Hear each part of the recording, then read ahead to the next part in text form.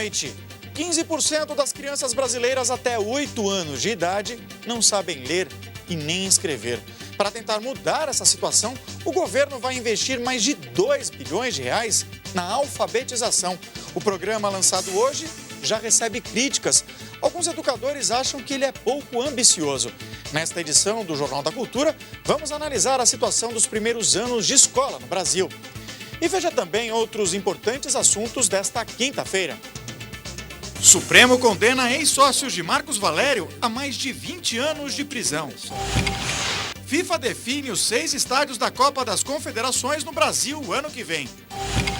Caminhão desgovernado bate em fila de carros e mata 8 pessoas no Paraná.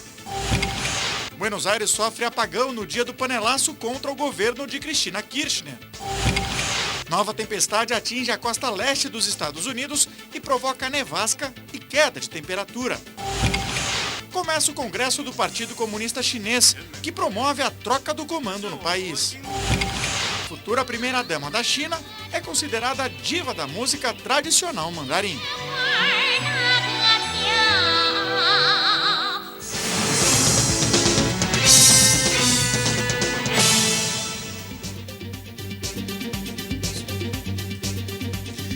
Participam do Jornal da Cultura desta quinta-feira a professora de Direito Internacional da USP, Maria Estela Basso, e o cientista político Fernando Abrúcio.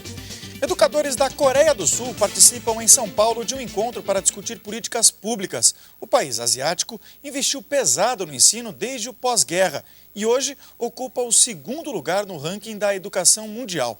Lá, 8 em cada 10 estudantes chegam à universidade. De 1950 a 1953, a Coreia do Sul enfrentou uma guerra civil que deixou 3 milhões de mortos e grande parte da população na miséria. 1 em cada 3 pessoas era analfabeta. Se perguntarmos a algum sul-coreano o que salvou o país, a resposta é uma só: educação. A qualidade de ensino lá é exemplo para o mundo todo. Foi investindo nas escolas que a economia se desenvolveu. Hoje a nação é uma das maiores potências da Ásia e quase 100% dos sul-coreanos são alfabetizados. No Brasil, para um ciclo de palestras na Universidade de São Paulo, esta educadora sul-coreana conta que um dos segredos está na valorização do professor. Ela diz que em seu país, esta é uma das profissões mais bem remuneradas. O governo investe muito no treinamento dos docentes e eles têm orgulho do que fazem. Até 1960, Brasil e Coreia do Sul foram países parecidos, 2 nações subdesenvolvidas com baixos índices socioeconômicos. A renda per capita coreana não chegava a $1.000 por ano. No Brasil, era o dobro. Hoje, mais de 50 anos depois, os 2 países seguiram caminhos diferentes na questão do ensino. O Brasil hoje investe 5% do PIB em educação. É o mesmo valor da Coreia do Sul, mas a qualidade do ensino não é a mesma. No ranking do Programa Internacional de Alunos, que mostra o desempenho dos estudantes, a Coreia do Sul aparece em 2º lugar, atrás apenas da China. E o Brasil ocupa a posição 53. Para este educador da USP, o que levou o Brasil a não atingir o mesmo sucesso da Coreia do Sul foi a falta de foco. O país asiático priorizou o investimento no ensino público sem interrupções. Na educação é um exemplo clássico, né? Todos os governos falam que ela é importante, né? Mas de fato ela deixa de ser importante a qualquer pequena crise que venha acontecer em termos econômicos. E sabe quem é um dos grandes inspiradores para a professora sul-coreana? O educador brasileiro Paulo Freire. Foi nos seus livros que ela aprendeu que a educação não é para criança, jovem ou adulto. A educação é para a vida. Education is our life itself. Eu peguei aqui alguns dados que comparam não só os gastos em relação ao PIB, porque senão a gente estaria correndo o risco aí de comparar realidades muito diferentes, mas gasto por aluno. A Coreia está em 22º lugar no mundo. Investe no início dos anos do ensino fundamental $5.420. O Brasil, nesse sentido, está em 32º lugar. E investe metade disso, $2.154. Só que quando vai para o ensino superior, a Coreia gasta 9.081 dólares e o Brasil gasta 11.610, ou seja, mais do que a própria Coreia. E a média da OCDE, que é os países, o grupo dos países desenvolvidos, é de 7.238 dólares. Para mim, eu não sei se você concorda, Fernando, isso acaba mostrando que não é só uma questão de gasto, mas de gestão. É uma questão de gestão, mas também o Brasil começou muito tarde. A Coreia começou a fazer uma revolução educacional na década de 60, depois de uma grande reforma agrária. O Brasil começou a mudar isso a partir da Constituição de 38, então faz muito pouco tempo que nós estamos mexendo com isso. Segundo, existe de fato um maior investimento, se você compara relativamente em universidade do que na educação básica. Isso tem uma história no Brasil. A elite brasileira preferiu, desde a lei de 1827 de educação, dar prioridade ao ensino superior do que dar prioridade ao que chamamos hoje de educação básica. Os resultados estão aí. O Brasil tem melhorado a educação básica? Tem melhorado, mas tem um gap muito grande e ainda vai demorar um bom tempo, talvez 10 a 15 anos, para o Brasil dar um salto maior na educação básica. Tem que melhorar a gestão da educação básica? Tem que melhorar. Mas não só tem que melhorar a gestão, tem que criar mecanismo para a sociedade dar maior valor à própria educação. Uma parte do resultado educacional na Coreia tem a ver com o valor que a sociedade deu à educação. Era um povo muito pobre, eram grandes latifúndios na Coreia. O exército americano fez a reforma agrária na Coreia, é bom sempre lembrar disso. Esse povo foi às cidades e aí escolheu, a sociedade coreana escolheu. A única maneira de a gente mudar esse perfil é investir em educação. Acho que o Brasil também tem que fazer uma aposta mais forte nisso. Maristela, foi decidido recentemente que os royalties do petróleo, que havia uma pressão do próprio governo de ir para a educação da exploração da camada do pré-sal, isso não passou no Congresso Nacional. O que você acha disso? Eu tenho já insistido com a tese de que em educação a gente não precisa inventar, né? Métodos, mudar o programa de um ano para o outro, ou criar tempo integral, não é meio período, não é noturno, não a família tem que vir para a escola nos fins de semana. Não tem que inventar. É o que os coreanos demonstraram, não é preciso inventar. Primeiro é preciso ter educação como prioridade. Depois, o que eles fizeram? Investiram no treinamento dos professores, fundamental, né? Então, os professores bem treinados e bem pagos é o melhor que se pode ter para o desenvolvimento de um país, né? E segundo, o método, a metodologia de ensino é muito simples. Eles não preparam para isso ou para aquilo, não é para o vestibular, é para a vida. Então, a preparação é a mais ampla possível.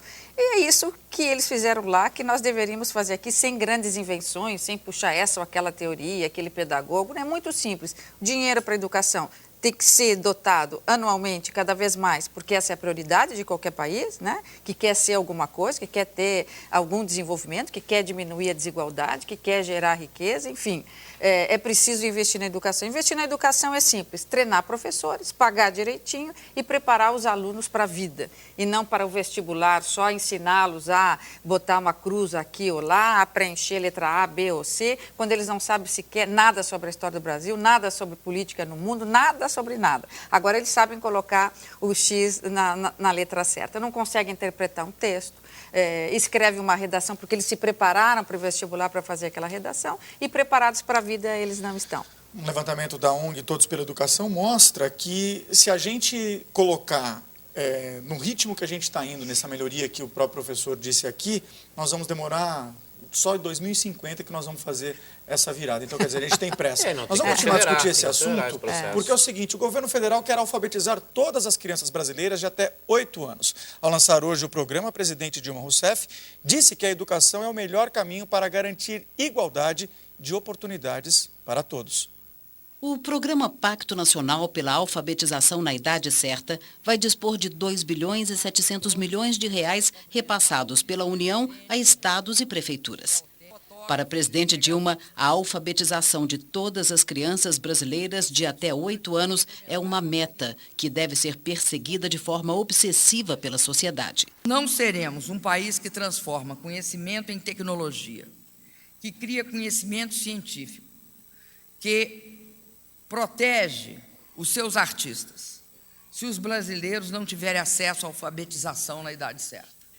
É responsabilidade do Estado, é responsabilidade também da sociedade e das famílias.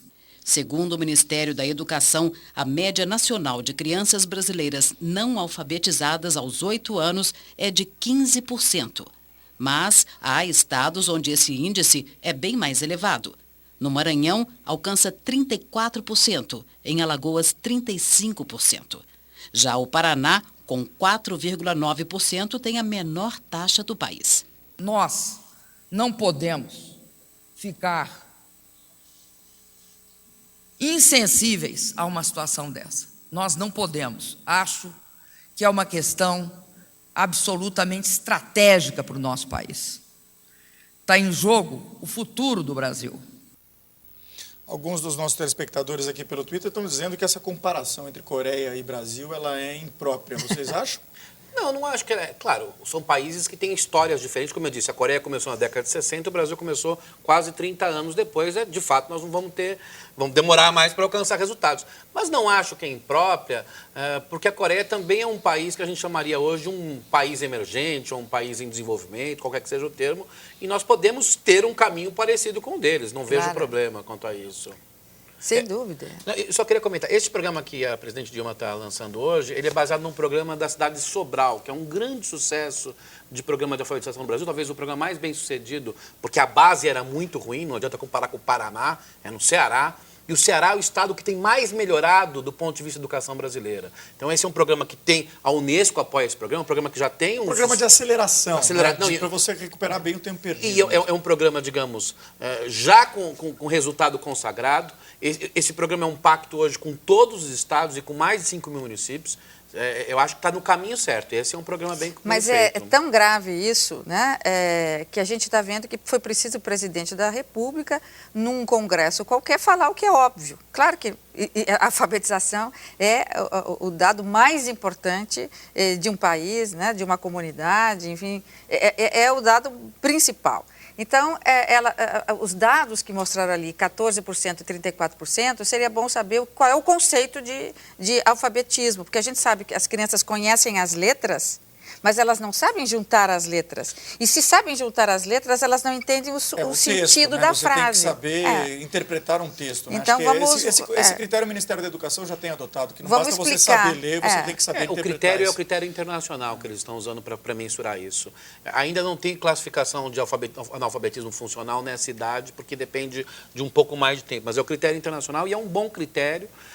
Se nós conseguimos chegar aos resultados que Sobral, Ceará alcançaram nos próximos 4, 5 anos, o programa será bem sucedido.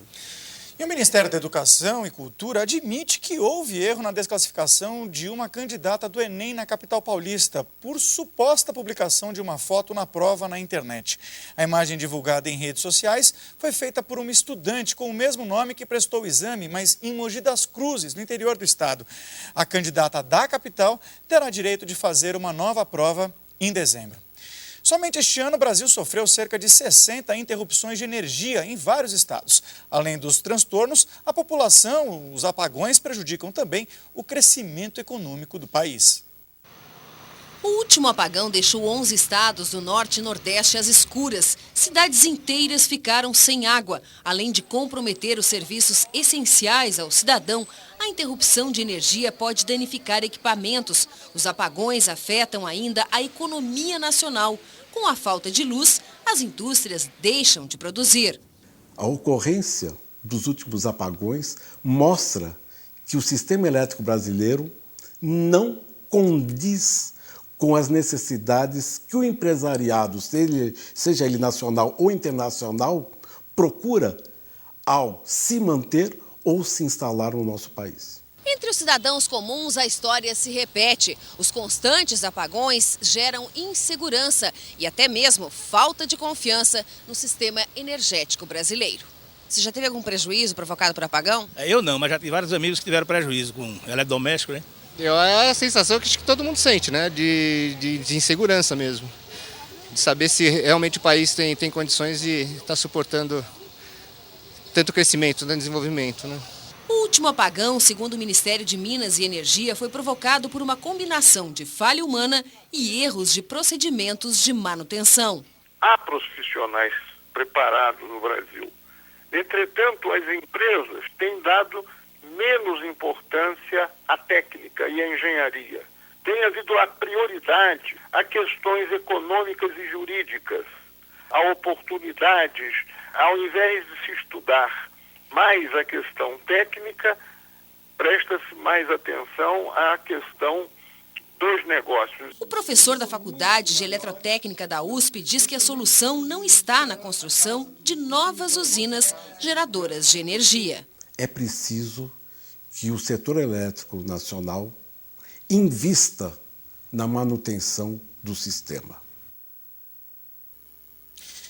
Os números do Operador Nacional do Sistema mostram que em outubro, em relação ao mesmo período do ano passado, houve uma sobrecarga, um aumento da carga de 6%. E no Nordeste, o índice acumulado dos últimos 12 meses foi de 6,6%. Isso mostra um aumento da demanda, O Brasil é um gargalão esse aí que a gente tem. O Brasil melhorou nos últimos 10 anos o sistema. Antes eles não tinham uma parte reserva do sistema que causou o apagão em 2001. Mas o crescimento econômico foi muito maior e nosso gargalo de infraestrutura ainda é muito grande. Nós vamos ter que aumentar muito o investimento.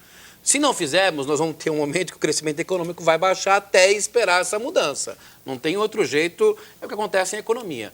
Então, acho que o Brasil vai ter que, discordo um pouco do professor, nós vamos ter que investir em um conjunto grande de alternativas energéticas. Não dá para dizer que é apenas melhorar o sistema. O crescimento econômico brasileiro é impressionante. Você pega os dados, por exemplo, de uso de combustível no Brasil nos últimos 4 anos, o aumento é gigantesco.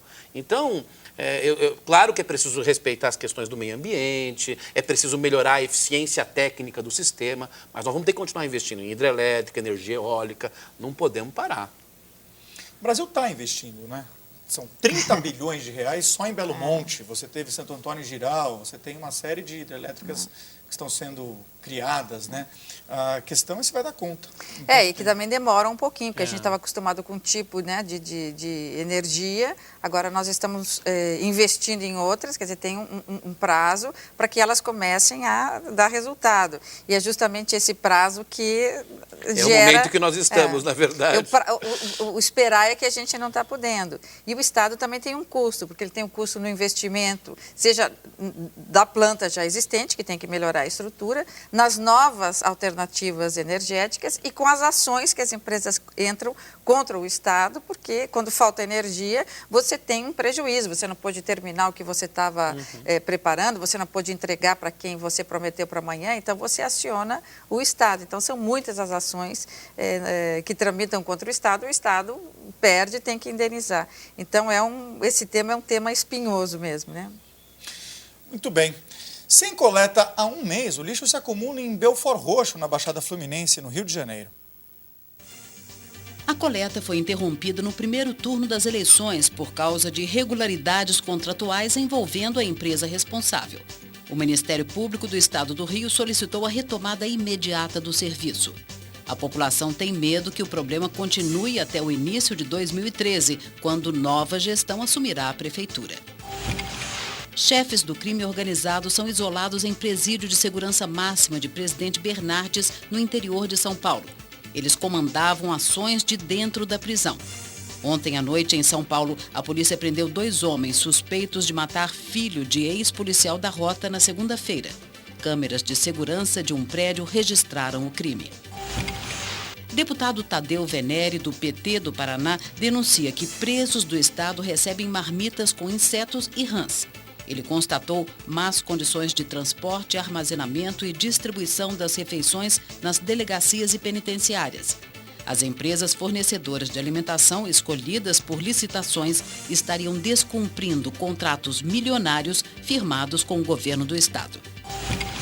Roda de caminhão se solta e atinge motorista na rodovia Raposo Tavares, na Grande São Paulo, na manhã de hoje. Marcos Antônio Ferreira de Carvalho, de 44 anos, que dirigia no sentido contrário, morreu na hora. O motorista do caminhão prestou depoimento e foi liberado. À tarde, um caminhão atingiu uma fila de carros na BR-376 em Guaratuba, no Paraná, e matou 8 pessoas. O caminhão estava sem freios e o motorista foi detido. Governo federal e o governo do estado de São Paulo anunciaram aí uma parceria, a criação de uma secretaria estratégica para a questão da violência. Essa transferência que já começa a ver aí dos chefes das quadrilhas e do crime organizado para presídios federais, alguns deles até colocados no regime diferenciado, isso é uma boa estratégia para esse combate dessa guerra que nós estamos vivendo aqui no estado? É a primeira, né? Digamos que é aquela fundamental, é o primeiro passo, é tirar eles do contato ou fazer com que eles tenham muita dificuldade para fazer esse contato. Essa é a primeira, a mais importante. Não deve ser a única, elas vêm associadas, essas medidas vêm associadas a outras. Agora, essa é a mais importante, é separá-los, colocá-los longe dos focos de contato, de onde se espraiam as ordens que eles dão. Agora, o problema é sempre, esses presídios são muito frágeis, né? Por melhor que seja a estrutura, por mais novo, essas pessoas, esses detentos, esses bandidos, entre aspas, eles conseguem furar esses bloqueios rapidamente com a ajuda dos que estão fora, né? Então, vamos ver se esses presídios conseguem manter, de fato, eles no isolamento. E por quanto tempo? Eu acho que o que é importante nessa cooperação entre o governo federal e o governo estadual é admitir o tamanho do problema do crime organizado.